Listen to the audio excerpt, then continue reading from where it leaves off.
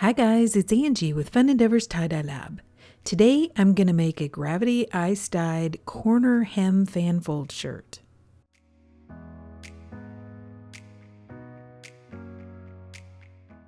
I have the shirt laying flat on my desk and I'm going to use a washable marker and a piece of sinew. I'm going to wrap the sinew around my washable marker, then I'm going to place one end of the sinew on one corner of the shirt. Then using the washable marker, I'm going to draw an arc on the shirt. It's this line that I'm going to fan fold.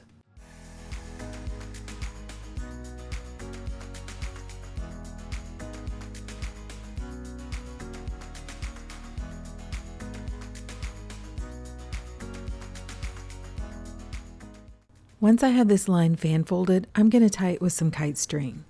I'm choosing to use kite string because I don't really want any definition lines in my fan fold that I would get if I use sinew. I want the dye to be allowed to flow freely down the shirt. Then I'm going to straighten my fan folds going out toward the corner of the shirt and tie that area with kite string as well.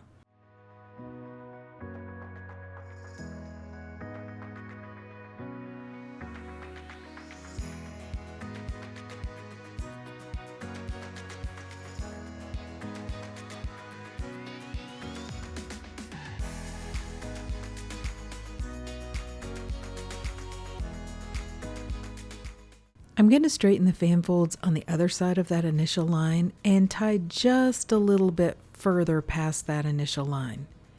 I don't want to tie too much of the shirt because I do want to gravity dye it.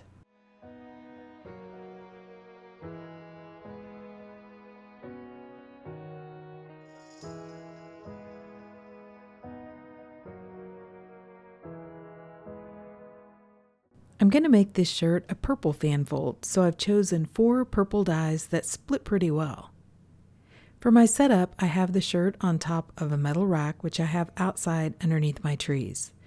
I have the part that I'm going to apply the dye to on top of the rack, and I have the rest of the shirt hanging over the edge. That's the part that's going to get gravity dyed.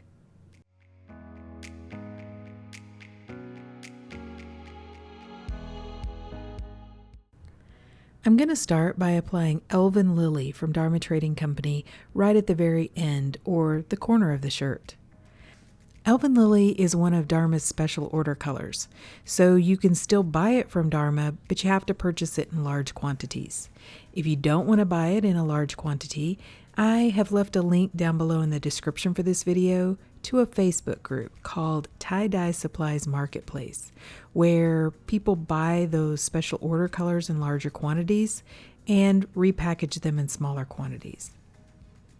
I'm applying the Elven Lily down at the end, and then I'm also going to put a very small strip of Elven Lily on the gravity dyed portion. The next color I'm using is Velvet Orchid from Dye Spin, followed by Lavender from Dharma Trading Company, and Vintage Purple from Dye Spin.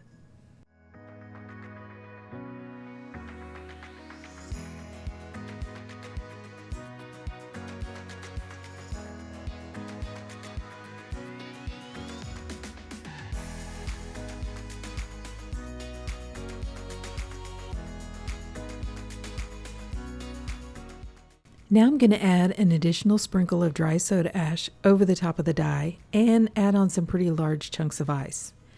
I make these large chunks of ice in either Cool Whip containers, food prep containers, just pretty much anything I can find.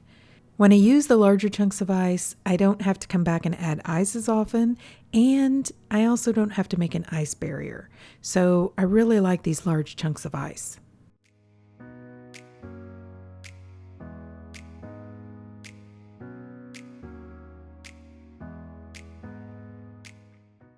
After the first layer of ice melted, the dye had moved pretty well through the shirt, but it wasn't all the way to the edge.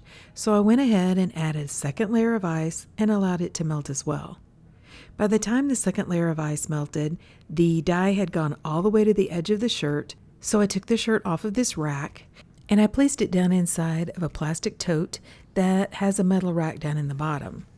The shirt was laying flat, but the dye had already flowed down the shirt and was all the way to the edges, so gravity had already done its thing.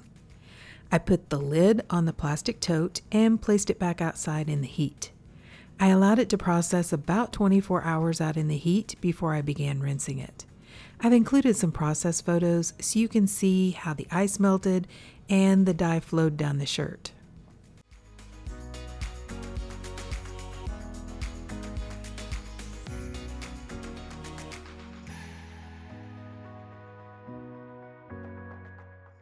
To rinse the shirt, I took it to my utility sink and I began rinsing it in cold water to rinse out the soda ash. Then I untied the shirt, warmed the water up to hot, and continued rinsing in hot water to rinse out the excess dye that didn't bond with the fabric. I don't like to just keep rinsing for a long time. I would rather soak my shirts. I think that's the best way to get out the excess dye.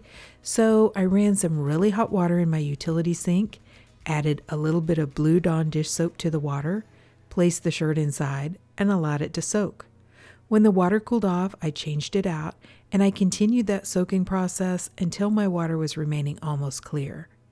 Then I put the shirt along with some Dharma's professional textile detergent into my washing machine, and I washed it using a hot water cycle. Okay, so I've washed, dried, and ironed the shirt, and let's see how it looks. Okay, so what do you guys think? I think this one is really pretty. I love the purple flow. I love the design. I like the fan fold.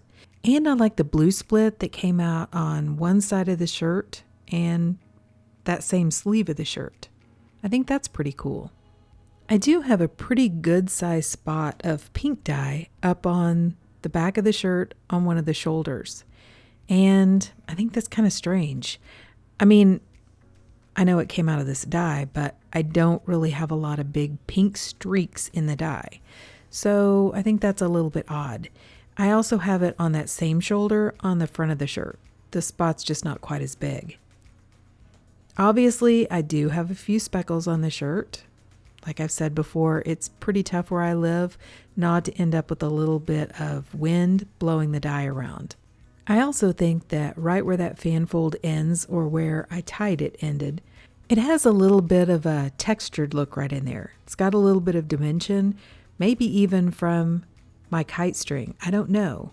But I think that paired with the fan fold area and then the dye movement on the outer part of the shirt, it almost looks like a flower, like the center part of a flower in the corner and the petals of the flower flowing out across the shirt.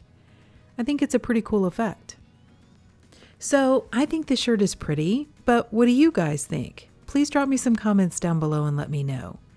And if you've enjoyed watching the video, I sure would appreciate it if you would like it and if you'd subscribe to my YouTube channel. If you'll hit the bell, you'll receive a notification whenever I upload a new video. Thank you all for watching, and I hope you have a great day.